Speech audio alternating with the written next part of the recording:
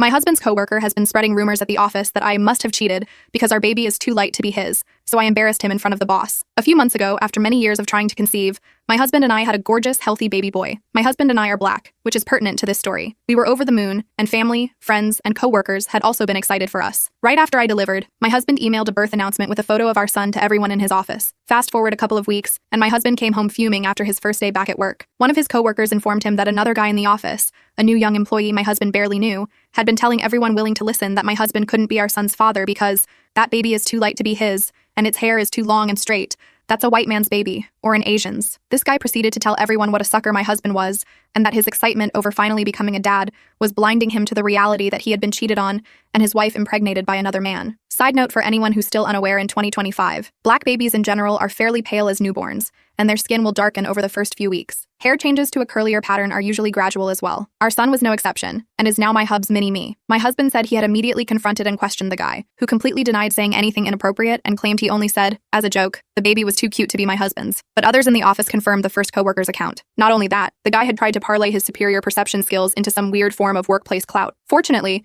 the guy got moved to a different shift that same week, so my husband didn't have to see him again. That is, until a company event this past weekend. Families were invited, and we took our son. And who should come and insert himself into our group as we were chatting with the boss but brown-noser McMouth. He interrupted our conversation and introduced himself to the boss, shaking his hand. When I realized who he was, my anger came flooding back, and I said, I don't believe we've met, but aren't you the guy who went around telling everyone in the office I must have cheated on my husband with a white or Asian man, and this couldn't be his son? The guy went red and silent. Boss said to him, see me in my office first thing Monday, and walked away. I think someone's fired. My husband said I went too far because it was already over and done with. I said it wasn't done for me until I'd had my say, and I was the one being defamed, not him. ATA, update. As for the fallout, brown-noser McMouth didn't get fired yesterday. They didn't have to fire him because he didn't show up for work. At some point between Saturday afternoon and Monday morning, he cleared out his cubicle and left his badge and company phone on the desk. I'm trying not to feel guilty by telling myself he learned a valuable life lesson and will probably be a new and improved version of himself wherever he lands.